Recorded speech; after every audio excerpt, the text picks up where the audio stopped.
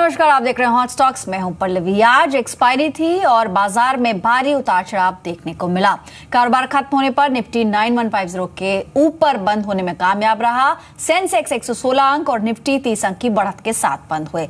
वहीं banking index अपने record स्तर पर बंद हुआ। रियल्टी, कंज्यूमर ड्यूरेबल, बैंक और एनबीएफसी शेयरों में बढ़त देखने को मिली। साथ ही टेलीकॉम और ऑटो एंसिलरी स्पेस में भी अच्छी बाइंग इमर्ज हुई। आईटी और मेटल इंडेक्स को छोड़ दिया जाए तो बीएसई के सभी सेक्टरल इंडाइसेस हरे निशान में बंद हुए। एफआईआई और डीआईएस के आंकड़ों पर नजर डालें तो आज दोनों की तरफ से कैश में खरीदारी का ही रुख रहा है। वाइस की तरफ से ऑलमोस्ट 68 करोड़ की कैश में खरीदारी हुई। वहीं डीआईएस की तरफ से भी लगभग 1701 करोड़ की कैश में खरीदारी होती हुई दिखी। यानी कि जो रुख था वो काफी पॉजिटिव था और बाजार में भी बढ़त के साथ ही क्लोजिंग हुई। खासतौर पर अंतिम एक घंटे में शानदार बढ़त देखने को मिला और इस बढ़त के पीछे कारण भी है जीएसटी को लेकर जो सेंटिमेंट पॉजिटिव हुआ है, उसके चलते भी बाजार में एक स्ट्रेंथ देखने को मिली। और हमारे साथ इस वक्त जुड़े हैं रेवेन्यू सेक्रेटरी हसमुख आदिया। सर, स्वागत है आपका कार्यक्रम में। जीएसटी बिल पास होने के बाद प्रधानमंत्री ने ट्वीट किया था कि ये एक नए भारत का निर्माण होगा, एक नई शुरुआत होगी। आपसे हम जानना चाहेंगे कि कैसे जीएसटी से एक नया भारत बनेगा। नया भारत इस तरह से होगा कि देश में एक सुचारू टैक्स प्रणाली होगी इनडायरेक्ट टैक्स के लिए, जिसमें एक व्यापारी के कॉन्टैक्ट पॉइंट्स जो है वो एक आदमी के साथ रहेगा, जिसमें एक ही कमोडिटी के ऊपर पूरे देश में एक ही टैक्स रेट होगा और जहाँ पर ईज़ ऑफ डूइंग बिजनेस होगी, जहाँ पर आसानी से लोग अपनी टैक्स की जिम्मेवारी अदा कर पाएंगे। इस तरह का जो सिस्टम आएगा टैक्स का, तो डेफिनेटली नया भारत की दिशा में एक नया कदम होगा।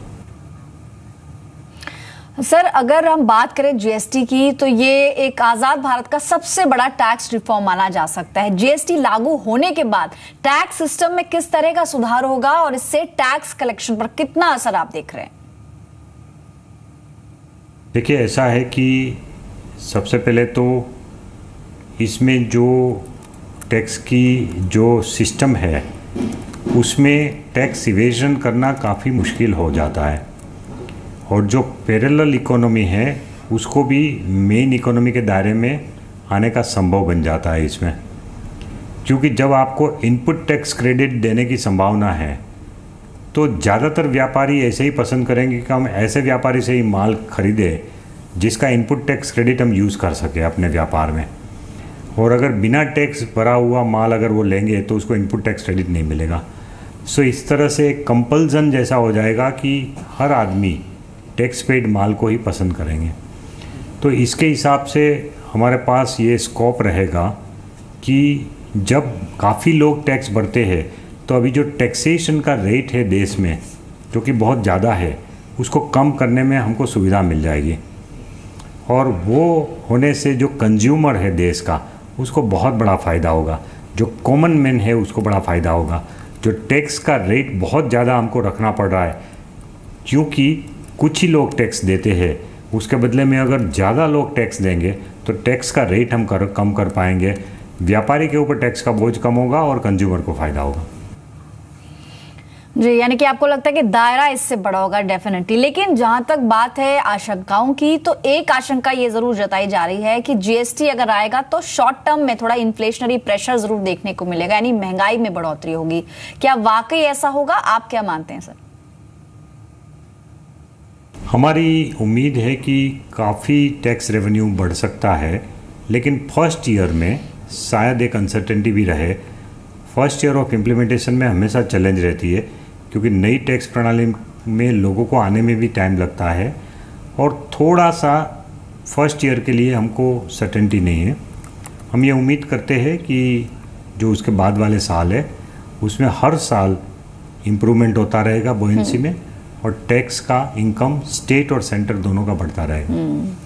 शुक्रिया सर, समय दिया आपने और बात की जीएसटी को लेकर। आशीष चंदानी भी हमारे साथ मौजूद हैं। गुड इवनिंग आशीष। जीएसटी को लेकर अभी आपने सुना भी, हसमुख आदिया ने जिस तरह से बताया कि इससे जीडीपी में तो ग्रोथ आएगी लेकिन जो ओवरऑल रेवेन्यू है उसमें भी बढ़त देखने को मिलेगी। मार्केट में अभी जो मोमेंटम बना है, आज भी क्लोजिंग 9173 के लेवल्स पे हुई है। कल शुक्रवार है, एक्सपायरी के दिन आज काफी ज्यादा वॉलेटाइल रहा मार्केट, लेकिन एंड में, टुवर्ड्स द एंड, ऑलमोस्ट जो 1 घंटा था आखिरी का, वहां पर एक शार्प रिकवरी देखने को मिली है। अभी किन सेक्टर्स को, किन स्टॉक्स को आप खास तौर पर चेज कर रहे हैं? रियल स्टेट सेक्टर एक ऐसा सेक्टर है जो थोड़ा सा भी अंडर सेक्टर है, अंडर वैल्यूड सेक्टर है। मुझे लगता है जिस तरीके के नियम आए हैं, जो डिस्काउंटेड रेट पे लोन्स, होम लोन्स मिल रहे हैं, और जो एक LTCG का एक मॉडिफिकेशन आया है, मुझे लगता है ये एक सेक्टर ऐसा रहेगा जो अगले फाइनेंशियल ईयर में काफी ट्रैक्शन पकड़ सकता है। दूसरा सेक्टर है PSU बैंक्स। मैं काफी बुलिश हूँ इन पर्टिकुलर स्टॉक्स में पिछले 1 साल से ऑलमोस्ट, और मैं अभी भी I will continue to be bullish on these stocks, खास करके SBI जैसी कंपनी जिसमें कि नया NPA निकल के नहीं आ रहा है। जिस तरीके से इन्होंने मॉडिफिकेशन किया है, इनका लोन डिस्बर्समेंट के प्रोसेस में बहुत स्ट्रिंजेंट कर दिया, मुझे लगता है कि अब आगे आने वाले 3-4 क्वार्टर्स काफी बेहतर रहेंगे इन पर्टिकुलर स्टॉक्स के लिए। तो अगर आप मुझसे पूछे तो ये 2 स्टॉक्स मेरे अगले फाइनेंशियल ईयर की अगर आप बात करें तो ये पिक रहेंगे, ये 2 सेक्टर्स पिक रहेंगे। ऑलराइट, तो रियल एस्टेट को काफी क्लोजली वॉच कर रहे हैं आशीष। चलिए अब दर्शकों के सवालों को भी शामिल करते हैं। अनुराग का एक सवाल है ग्वालियर से, लंबोदरा टेक्सटाइल को लेकर ये जानना चाह रहे हैं आशीष। इनके पास 350 स्टॉक्स हैं, 130 के लेवल्स पे इन्होंने लिए हुए हैं। फिलहाल कुछ खबरें भी थी यार्न को लेकर, एंटिंग डंपिंग ड्यूटी, जिसके चलते हमने देखा टेक्सटाइल स्पेस में एक बढ़त बनी। लंबोदरा टेक्सटाइल में फिलहाल क्या लग रहा है आपको, क्या आउटलुक है आपका? चार्ट तो बहुत वीक है। इसका चार्ट अगर हम देखें तो ये continuously lower top lower bottom formation ये पर्टिकुलर स्टॉक बना रहा है। आप जब भी देखें ये स्टॉक एक सपोर्ट के आसपास आता है, उस सपोर्ट को ब्रीच करता है। अभी 70 रुपए के आसपास का एक बहुत स्ट्रॉन्ग सपोर्ट इस पर्टिकुलर स्टॉक में दिख रहा है। मुझे लगता है अगर 70 ब्रीच होता है तो शायद इस पर्टिकुलर स्टॉक को 50 तक भी जाते हुए देख सकते हैं। इनको सलाह यही दूंगा कि जहां भी मौका मिले, थोड़ा सा अगर लॉस भी हो रहा है, इस पर्टिकुलर स्टॉक में से एग्जिट करें। अरविंद जैसे स्टॉक से अगर सेम सेक्टर में आपको जाना है तो उस पर्टिकुलर स्टॉक को देख सकते हो, यहाँ से निकलने की सलाह रहेगी। सेल ऑन राइज की स्ट्रैटेजी यूज कर सकते हैं, थोड़ी सी अगर तेजी मिली तो वहां पे भी निकल सकते हैं। तो 70 रुपए को बतौर स्टॉप लॉस रखें, फर्दर इसमें गिरावट आ सकती है, इसलिए यहाँ से कोई भी तेजी होती है तो एग्जिट कर लें। अरविंद लिमिटेड एक बेहतर ऑप्शन आपके लिए हो सकता है। फोन लाइन पर हमारे साथ आदर्श है सिरोही से। गुड इवनिंग आदर्श, पूछिए क्या क्वेश्चन है आपका? मैडम मेरे पास यूनियन बैंक है 160 के लेवल पे, 160 लेवल पे। ठीक है। ये लॉन्ग टर्म के लिए है क्या? जी मैम, लॉन्ग टर्म के लिए। ठीक है। ऑलमोस्ट इनकी खरीद से 5 रुपए नीचे है, हर शेयर पर 5 रुपए का नुकसान हो रहा है। लेकिन अभी आपने कहा कि बैंक्स को लेकर आप पॉजिटिव हैं, PSU बैंक्स को लेकर, यूनियन बैंक को लेकर आपका आउटलुक क्या है? स्टॉप लॉस बताएंगे इनके लिए क्या होना चाहिए? स्टॉप लॉस इनको मैं 142 के आसपास का दूंगा, क्योंकि थोड़ा इनका मीडियम टर्म पर्सपेक्टिव है, तो 140-142 के आसपास का एक SL रख के चलें। और मैं काफी बुलिश हूँ, जैसे मैंने पहले भी बताया, इन पर्टिकुलर स्टॉक्स के ऊपर। और एक पॉलिसी भी जो अभी बहुत शॉर्टली आने वाली है, उसमें मुझे लगता है कुछ पॉजिटिव मोमेंटम इस पर्टिकुलर स्टॉक में दिखना चाहिए, तो इसको होल्ड करके रखें, स्टॉप लॉस का ध्यान रखें। तो अभी बने रहे इसके अंदर, पॉलिसी अप्रैल में आनी है, उस पर भी नजर बनी रहेगी। एक और दर्शक के फोन लाइन पर हमारे साथ इस वक्त चैतन्य है सूरत से। नमस्कार चैतन्य, पूछिए क्या सवाल है आपका? हाँ जी मैडम, मेरे पास एवेन्यू सुपरमार्ट के 50 शेयर है जो स्टार्टिंग में लगे थे, तो अभी क्या करो, होल्ड करो या निकल जाओ? आपने IPO के समय खरीदा है? हाँ जी मैडम। ठीक है। डबल मुनाफा तो पहले दिन ही निवेशकों को मिला और उसके बाद भी बढ़त इसमें जारी है। फिलहाल 631 के लेवल्स पर ये क्लोज हुआ है। आशीष, इस पे टेक्निकली कहना थोड़ा सा मुश्किल होगा आपके लिए, क्योंकि कुछ ही दिन हुए हैं अभी लिस्टिंग को, लेकिन फिलहाल रिटेल स्पेस में जिस तरह का एक्शन डीमार्ट के आने के बाद देखने को मिला है, क्या व्यू होगा आपका, क्या करना चाहिए अभी? अभी तो होल्ड करें, अगर थोड़ा लंबे समय तक ये इस पर्टिकुलर स्टॉक में बने रह सकते हैं तो मेरे ख्याल से निकलने की जरूरत नहीं है। काफी हमने मोमेंटम देखा था, काफी फ्रेंजी भी देखी थी IPO के टाइम पे। नॉर्मली जब काफी फ्रेंजी होती है तो IPO जब ओपन होता है तो फिर वो बहुत जल्दी करेक्ट होता है, वो चीज इस पर्टिकुलर स्टॉक में नहीं आई है। जब भी करेक्शन आता है 630, 620, 640 के आसपास फिर से इस पर्टिकुलर स्टॉक में बाइंग आती है। मेरे ख्याल से अगर लंबी अवधि के लिए है, 50 शेयर हैं अगर इनके पास, जैसे बता रहे हैं, होल्ड करके चल सकते। तो लॉन्ग टर्म के लिए एक बहुत अच्छा ऑप्शन है जो पेरेंट कंपनी एवेन्यू सुपरमार्ट्स, उसके फंडामेंटल्स काफी स्ट्रांग है, बने रहने की सलाह है। फोन लाइन पर एक और दर्शक जुड़े हैं इस वक्त। फोन लाइन पर धीरेन है अहमदाबाद से। गुड इवनिंग धीरेन जी, पूछिए कौन सा स्टॉक है आपके पास? डेक्कन गोल्ड के 1500 शेयर हैं, तो ये किस भाव पे खरीदा है आपने? ये चालू कर अहमदाबाद से बोल रहा हूँ, धीरेन बोल रहा हूँ जी। जी, किस भाव पे खरीदा है स्टॉक आपने? ये 45 के अबाउट खरीदा हुआ है, 1500 शेयर है, तो मतलब ये इसका फ्यूचर क्या रहेगा? काफी नुकसान में आप हैं और इसमें वॉल्यूम बहुत कम रहता है इस तरह के स्टॉक्स में, इसलिए एक तेजी, एक गिरावट आना बहुत जल्दी इस पर रिएक्शन दिखता है। Ashish, Deccan gold mines trading space की कंपनी है, वॉल्यूम्स बेहद कम है। अगर आज के वॉल्यूम्स देखें तो लगभग 75,000 ही मात्र इसका वॉल्यूम है, सिर्फ और सिर्फ BST पर लिस्टेड है। इनकी खरीद 45 के लेवल्स की है। क्या सलाह रहेगी, क्या किसी भी तेजी में एग्जिट कर लेना चाहिए?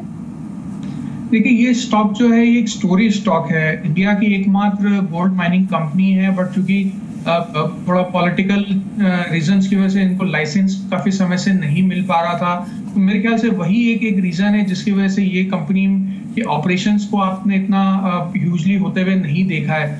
अगर ये इस स्टॉक को लंबे समय के लिए होल्ड करना चाहते हैं और अगर इनको लगता है कि पॉलिटिकल सिनेरियो काफी जल्दी लाइसेंसेस मिलेंगे, अप्रूवल्स मिलेंगे, तो मेरे ख्याल से काफी पोटेंशियल हो सकता है। बट अभी की सिनेरियो अगर मैं बोलूं, प्योरली अगर अभी की बात करूं, चार्ट्स देखूं, काफी वीक लग रहा है ये पर्टिकुलर स्टॉक। तो अगर इनको एक बार मौका मिले, एग्जिट हो जाए, जब क्लैरिटी आए इस कंपनी में, इनको लाइसेंसिंग चालू हो जाए, इनके ऑपरेशन स्टार्ट हो जाए, माइनिंग चालू हो जाए, तब ऑपरेशनल परफॉर्मेंस देख के अगर थोड़ा ऊपर भी परचेज करेंगे, थोड़ा महंगा भी लेंगे, तो मेरे ख्याल से तब श्योरिटी ज्यादा रहेगी। तो कहीं मौका मिलता है अगर, तो जरूर एग्जिट कर जाएं, सेल ऑन राइज की स्ट्रेटेजी ये यूज कर सकते हैं। तो किसी भी तेजी में यहाँ से निकलने की सलाह है। अगर इसलिए पिछले 6 महीने के चार्ट्स देखें तो लगातार ये डाउन ट्रेंड में है, कमजोरी स्टॉक में बनी हुई है। 60 रुपए के हाई लेवल से स्टॉक 30 रुपए तक भी आया है। तो फिलहाल इस स्टॉक से एग्जिट कर लें, यही एक्सपर्ट की सलाह है। इस वक्त अपना सवाल पूछने के लिए हमारे साथ राजन है बरेली से। नमस्कार राजन, पूछिए क्या सवाल है। चलिए, फोन लाइन डिस्कनेक्ट हुई, लेकिन क्वेश्चन उनका मैसेज के जरिए भी है। मोंटे कार्लो को लेकर ये जानना चाह रहे हैं। इनके पास टोटल क्वांटिटी है 23 और जो कि 645 के लेवल्स पे ली हुई है, काफी ऊपर जाके खरीदा है, काफी ज्यादा नुकसान हो रहा है, क्या करना चाहिए? नहीं, इस जिस तरीके से स्टॉक का चार्ट है, मुझे लगता है कि थोड़ा मुश्किल है इनकी कॉस्ट प्राइस के आसपास भी स्टॉक को पहुंच पाना। तो कहीं इनको 450 470 का रेट अगर दिखता है तो एक बार को एग्जिट करना चाहिए। इनको लॉस तो होगा, बट मुझे लग रहा है कि अगर इसको होल्ड करके रखेंगे तो रिटर्न ऑन कैपिटल काफी डिक्रीज हो जाएगी, और यहाँ से स्टॉक अगर 380 385 ब्रेक करता है तो शायद हम इसको 300 रुपए स्ट्रेट तक जाते हुए देख सकते हैं। काफी रिस्क है यहाँ पे इस पर्टिकुलर स्टॉक में, कहीं इनको तेजी मिले तो डेफिनेटली एग्जिट करना चाहिए इनको। ऑलराइट, किसी भी तेजी में यहाँ से एग्जिट करने की सलाह है। इनफैक्ट इसका 2 साल का हाई 602 का और उससे भी ऊपर की आपकी खरीद है, तो काफी समय से आप इसमें बने हुए हैं, लेकिन फर्दर नुकसान ना हो, इसलिए बेहतर ये है कि आप सेल ऑन राइज की स्ट्रैटेजी को अपनाएं। फोन लाइन पर संजय है कुरुक्षेत्र से। संजय जी नमस्कार, पूछिए क्या सवाल है आपका। नमस्कार मैडम, मेरे पास 400 शेयर अशोका लीलैंड के हैं, एवरेज 88 के भाव पे। भाव क्या बताया आपने जी, किस भाव पे खरीदा है? अशोक लेलैंड आशीष 400 स्टॉक्स हैं, क्लोज टू अबाउट 90 रुपीज के आसपास की इनकी खरीद है। थोड़ा नुकसान इनको हो रहा है। अशोक लेलैंड खासतौर पर अभी BS3 को लेकर जिस तरह का वर्डिक्ट आया है, क्या लगता है आपको कितना इम्पैक्ट दिखेगा आने वाले दिनों में? नहीं, इम्पैक्ट तो इस पर्टिकुलर स्टॉक में हुआ है, और टेक्निकली भी आप देखें तो एक डबल टॉप फॉर्मेशन ब्रेक किया इस पर्टिकुलर स्टॉक ने पिछले 2-3 दिनों में। न्यूज का भी इफेक्ट है और वहां से रिकवर नहीं कर पाया पर्टिकुलर स्टॉक। 87-86 का जो जोन था, बहुत स्ट्रॉन्ग सपोर्ट था, उसको कई बार इसने टेस्ट किया था, बट इस बार ये पर्टिकुलर स्टॉक जो है उस जोन में मैनेज नहीं कर पाया, टिक नहीं पाया, और वहां से ब्रेकडाउन हो गया है। मुझे लगता है कि अभी शॉर्ट टर्म एटलीस्ट तो काफी वीक लग रहा है पर्टिकुलर स्टॉक यहाँ से। तो अगर इनको फिर से थोड़ा सा ऊपर का रेट मिले तो मेरे ख्याल से निकलने की सलाह होगी। और हमें ये भी देखना पड़ेगा कि अगले आने वाले साल में किस तरीके से ये जो इनको लॉसेस अगर दिख रहे हैं BS3 की वजह से, तो कि कितने लॉसेस होते हैं, कैसे इसको राइट ऑफ करते हैं, मार्जिन्स पे क्या प्रेशर पड़ता है। तो ये कई सारी चीजें देखने वाली हैं। तो टेक्निकली काफी वीक इसका लग रहा है सेटअप। तो एक स्टॉप लॉस में यहाँ पे जरूर देना चाहूंगा 82.15 के आसपास का, उसको मेंटेन करके चले। अगर वो लेवल ब्रीच होता है तो मेरे ख्याल से फॉर द शॉर्ट टर्म ये स्टॉक जो 75 to 72 तक के जोन्स को टच कर सकते हैं।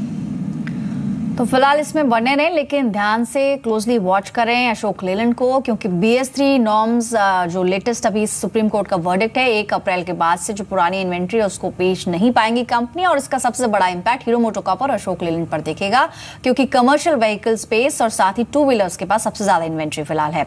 चलिए बढ़ते हैं आगे और अब जान लेते हैं उन 20 स्टॉक्स के बारे में जहां पर आप शुक्रवार के दिन नजर बना के चल सकते हैं। पहला स्टॉक होगा केन इंडिया। यूएस में तेल भंडार में अनुमान से कम बढ़त देखने को मिली है। कच्चे तेल में तेजी शेयर के लिए पॉजिटिव ट्रिगर माना जा सकता है। खरीदारी के लिए 305 का लक्ष्य होगा, 297 का स्टॉप लॉस लगाएं। इसके साथ ही पीवीआर शेयर आज के दिन की ऊंचाई पर क्लोज हुआ है। नाम शबाना ये फिल्म रिलीज होने वाली है कल, और इसको लेकर जो हाइप बनी है, ऐसा लगता है कि फिल्म को सक्सेस मिलेगी। अगर बॉक्स ऑफिस पर सक्सेस मिलती है तो पीवीआर के लिए एक पॉजिटिव ट्रिगर हो सकता है। 1495 के लक्ष्य के लिए पीवीआर में बाय करें, 1441 का स्टॉप लॉस लगाएं। इसके साथ ही रिलायंस डिफेंस 31 मार्च को कंपनी सीडीआर से बाहर होने वाली है, यानी कि कॉर्पोरेट डेट रिस्ट्रक्चरिंग, इससे कंपनी बाहर हो जाएगी। पॉजिटिव खबर है ये कंपनी के लिए। आज फ्लैटिश टोन पर ही स्टॉक इनफैक्ट क्लोज हुआ। 67.2 के लक्ष्य के लिए बाय करें, 65.3 का रिलायंस डिफेंस में आप स्टॉप लॉस रख सकते हैं। साथ ही अगला शेयर होगा जिस पर आपकी नजर होनी चाहिए, वो स्टॉक है सुज़लोन। कल से यानी कि 31 मार्च से शेयर एफएनओ सेगमेंट में शामिल होने जा रहा है। आज काफी सारी ब्लॉक डील्स भी हुई हैं, जिसके बाद शेयर दिन की ऊंचाई पर क्लोज हुआ है। आज के सेशन में भी यहाँ पर खरीदारी देखने को मिली है। फ्राइडे के लिए यहाँ पर 20 रुपीज 10 पैसा के स्टॉप टारगेट्स के लिए बाय करें, 19.20 का एक स्टॉप लॉस आप रख सकते हैं। स्टॉक ऑलमोस्ट 7% के गेन्स के साथ क्लोज हुआ है।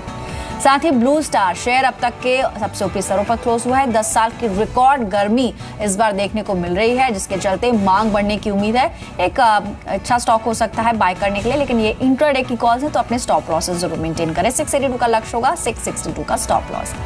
साथ ही जेएमसी प्रोजेक्ट्स एक और स्टॉक है। कंपनी को लगभग 1058 करोड़ के कुछ नए ऑर्डर्स मिले हैं, और ऑर्डर मिलने से शेयर में आज बढ़त भी देखने को मिली। 4% के गेन्स के साथ स्टॉक क्लोज हुआ है। बाय करने के लिए लक्ष्य होगा 271 का, 261.80 का स्टॉप लॉस इंट्राडे में रखना है। प्रीकॉल आज ऑटो इंस्पेस में काफी एक्शन देखने को मिला। BS4 गाड़ियों के लिए कंपोनेंट्स बनाती है कंपनी, और BS4 1 अप्रैल से लागू होना है। अहम ट्रिगर है सभी ऑटो इंसरी कंपनियों के लिए। खरीदारी के लिए 81.5 का लक्ष्य रखें, 78.50 का स्टॉप लॉस। IDFC बैंक कल से निफ्टी बैंक में भी कुछ बदलाव होने जा रहे हैं। बैंक ऑफ इंडिया एग्जिट होने वाला है बैंक निफ्टी से, और उसकी जगह IDFC बैंक लेगा। अहम ट्रिगर हो सकता है। खरीदारी के लिए मौका है, 61.10 के लक्ष्य के लिए 59.20 का स्टॉप लॉस आपको रखना है। इंडिया बुल्स हाउसिंग एक और बदलाव होने जा रहा है। इंडिया बुल्स हाउसिंग की भी कल से निफ्टी में इंक्लूजन होगा, इसलिए आप यहां पर खरीदारी करके चले। 1010 के लक्ष्य के लिए 980 का स्टॉप लॉस रखें। 10वां शेयर होगा कल्पतरू पावर का। जेएमसी प्रोजेक्ट्स को ऑर्डर मिलने का फायदा इस कंपनी को होगा। कंपनी की जेएमसी प्रोजेक्ट्स में लगभग 67.2% हिस्सेदारी है। आज के सेशन में भी 3.5% के गेन्स के साथ कल्पतरू पावर क्लोज हुआ है, और पिछले सेशन में भी एक बड़ा ऑर्डर मिलने के चलते इसमें अच्छी बढ़त देखने को मिली है। 328 के लक्ष्य के लिए बाय करें, 316 का स्टॉप लॉस रखें। 10 शेयर्स आशीष हमने अब तक बताया, और काफी हद तक इसमें न्यूज फ्लो के चलते बढ़त देखने को मिली है। खासतौर पर जो निफ्टी और एफएनओ में जो इंक्लूजन्स होने वाले हैं, आपका रिएक्शन इन सब पे? कल्पतरू पावर एक ऐसा स्टॉक है जिसका टेक्निकल पैटर्न बहुत अच्छा है, ब्रेकआउट बहुत अच्छा है। मुझे लगता है कि ये पर्टिकुलर स्टॉक जो है 345 to 350 के जोन को टच कर सकता है। मुझे लगता है यहाँ पे काफी अच्छी बाइंग अपॉर्चुनिटी दिख रही है। दूसरा स्टॉक है ब्लू स्टार, जिसे आपने बताया गर्मियों से काफी इस पर्टिकुलर कंपनी को फायदा होगा, और टेक्निकली भी इस पर्टिकुलर स्टॉक में बहुत अच्छा ब्रेकआउट हुआ है। मुझे लगता है इस पर्टिकुलर स्टॉक में बाइंग यहाँ से की जा सकती है। 685-695 के आसपास के टारगेट्स इस पर्टिकुलर स्टॉक में देखे जा सकते हैं। सुज़लोन, रिलायंस डिफेंस, ये दोनों स्टॉक्स जो हैं अभी एफएनओ में आने वाले हैं, तो काफी मोमेंटम इस पर्टिकुलर स्टॉक में भी रहेगा। पीवीआर भी काफी अच्छा लग रहा है, तो ऑलमोस्ट सारे स्टॉक्स जो हैं बहुत अच्छे पॉजिटिव मोमेंटम में यहाँ से दिख रहे हैं। और जान लेते हैं हम बाकी के 10 शेयर्स कौन से हैं जहां पर इंट्राडे में आप मुनाफा कमा सकते हैं। KNR कंस्ट्रक्शन एक शेयर है। कंस्ट्रक्शन और इंफ्रा शेयरों में खरीदारी देखने को मिल रही है। ट्रेडिंग रेंज से बाहर ये शेयर निकला है। खरीदारी के लिए 196 के लक्ष्य रखे, 187 का stop loss. Repco home NBFC शेयरों में आज बढ़त देखने को मिली है। वीकली चार्ट्स पर सभी अहम एवरेजेस के ऊपर शेयर ने क्लोजिंग दी है। 705 का लक्ष्य कल अचीव हो सकता है। 688 के स्टॉप लॉस के साथ आप इसमें बाय कर सकते हैं। KRBL चावल शेयरों में खरीदारी देखने को मिली और खासतौर पर अंतिम 1 घंटे में स्ट्रॉन्ग वॉल्यूम्स के साथ इसमें बाइंग हुई है। 432 के लेवल्स के लिए बाय करें, 416 का स्टॉप लॉस लगाएं। HOEC ड्रिलिंग और एक्सप्लोरेशन शेयरों में आज खरीदारी थी। सभी अहम एवरेजेस के ऊपर शेयर क्लोज हुआ। 82 रुपीज के लिए आप बाय करें, 75 का स्टॉप लॉस रखें। आज के सेशन में भी 6.5% के गेंस के साथ स्टॉक क्लोज हुआ है। ताज जीवीके आज होटल शेयरों में खरीदारी देखने को मिली है। 2 हफ्ते की औसत से ज्यादा वॉल्यूम के साथ स्टॉक में बाइंग दिखी। 143 के लक्ष्य के लिए बाय करें, 134 का स्टॉप लॉस लगाएं। इसके अलावा बोदल केमिकल्स एक और शेयर है जहां पर आप नजर बना के चल सकते हैं। केमिकल शेयरों में खरीदारी देखने को मिली है और इसके वीकली चार्ट्स पर भी एक ब्रेकआउट का पैटर्न दिख रहा है। 163 के लक्ष्य के लिए बाय किया जा सकता है, 155 का स्टॉप लॉस लगाएं। सुंदरम फाइनेंस आज फाइनेंस शेयरों में बाइंग देखने को मिली। 2017 के सबसे ऊपरी स्तरों पर शेयर क्लोज हुआ है। खरीदारी के लिए 1640 का लक्ष्य होगा, 1585 का स्टॉप लॉस। साथ ही तलवलकर्स आवली चार्ट्स पर अप ट्रेंड बरकरार है स्टॉक में और वीकली चार्ट्स पर एक मजबूत रिवर्सल देखने को मिल रहा है। 265 के लक्ष्य के लिए बाय करें, 254 का स्टॉप लॉस लगाएं। अगला स्टॉक होगा एंड्योरेंस टेक्नोलॉजीज का। अब तक के सबसे ऊपरी स्तरों पर शेयर क्लोज हुआ है। अंतिम 1 घंटे में स्ट्रॉन्ग वॉल्यूम्स इसमें देखने को मिले हैं। 765 के लक्ष्य के लिए बाय करें, 744 का स्टॉप लॉस लगाएं। साथ ही आखिरी शेयर टॉप 20 में होगा वी गार्ड का। निचले स्तरों से शेयर में बाइंग देखने को मिली है। सभी एम एवरेजेस के ऊपर शेयर ने क्लोजिंग दी है। खरीदारी के लिए 179 का लक्ष्य होगा। इंट्राडे के लिए 173 का स्टॉप लॉस रखें। आशीष, इन बाकी 10 शेयरों में से कोई शेयर जो आपको अच्छा लगा? हिंदोइल मुझे बहुत यहाँ से अच्छा लग रहा है। पर्टिकुलर स्टॉक आप देखें कि एक बहुत अच्छा इसने ब्रेकआउट दिया है। 72 के रेजिस्टेंस को काफी समय से स्टॉक ब्रेक नहीं कर रहा था। 72 के ऊपर की इसने क्लोजिंग की है। 77 के आसपास क्लोज हुआ है। मुझे लगता है कि ये स्टॉक जो है 85 से लेकर के 92 के जोन में एंटर कर सकता है। एक और स्टॉक है KRBL, इसमें भी काफी अच्छा मोमेंटम हमने पिछले कुछ दिनों में देखा है। तो मोमेंटम मुझे लगता है और आगे आने वाले हफ्तों में कंटिन्यू रहेगा। जिस तरीके का मोमेंटम है इसमें 455 से 470 तक के लेवल्स आप आते हुए देख सकते हैं। रेपको भी एक बहुत अच्छा स्टॉक दिख रहा है। जिस तरीके का इसमें ब्रेकआउट आया है, एक सपोर्ट लिया है इसने और वहां से इसने ब्रेकआउट दिया है। मुझे लगता है 725 740 तक के लेवल्स देखे जा सकते हैं। ऑलराइट, चलिए अब कुछ और दर्शकों के सवाल अभी ले लेते हैं। इस वक्त फोन पर राज हैं जलंधर से। नमस्कार राज, पूछिए क्या क्वेश्चन है आपका? राज, आप सुन पा रहे हैं? अपना सवाल पूछिए सर। उन तक आवाज नहीं पहुंच पा रही है शायद। राज, आप सुन पा रहे हैं तो अपना सवाल पूछें। हाँ जी मैडम, मैंने ओसवाल केमिकल लिए। ठीक है, 2550 के रेट से। 25 केमिकल है ओसवाल। हाँ जी ठीक है, 9500 शेयर। क्वांटिटी कितनी है आपके पास? 9500 शेयर। 9500। कितने समय से आप ये खरीद रहे हैं? क्या अलग अलग स्तरों पर आपकी खरीद है? बस यही एवरेज यही है। ठीक है, अभी दिए थोड़ी देर ही। ओसवाल केमिकल। आशीष, क्या आप ट्रैक करते हैं स्टॉक को? मेरे ख्याल से 25-26 रुपए के आसपास का स्टॉक है ये ओसवाल केमिकल। टेक्निकली देखें तो चार्ट कोई ज्यादा कुछ खास इंडिकेशन नहीं दे रहा है। यहाँ से मुझे लग रहा है कि इस पर्टिकुलर स्टॉक में इनको अगर थोड़ी सी तेजी मिलती है, 5-10% की भी तेजी मिलती तो एक बार को निकल जाना चाहिए। क्योंकि काफी समय से ये पर्टिकुलर स्टॉक जो है एक रेंज में, अंटिल अनलेस इनको कोई न्यूज अगर कोई पता हो जो मार्केट में अभी नहीं है तो बने रहते हैं। बट मेरे ख्याल से कोई ज्यादा स्ट्रॉन्ग इस पर्टिकुलर स्टॉक का चार्ट दिख नहीं रहा है यहाँ पे। ऑलराइट, ओसवाल केमिकल, आपको कोई भी तेजी दिखती है तो यहाँ से एग्जिट कर सकते हैं। चलिए, इतने शेयर्स आज शामिल कर पाएंगे शो में। शुक्रिया आशीष आपका। कोई डिस्क्लोजर देना चाहेंगे? जिन स्टॉक पे दर्शकों को हमने बताया, सेम लाइंस पे हम अपने क्लाइंट्स को भी राय दी हो सकती है। थैंक्स अ लॉट आशीष। तो फिलहाल हॉट स्टॉक्स में इतना ही, दीजिए इजाजत। नमस्कार।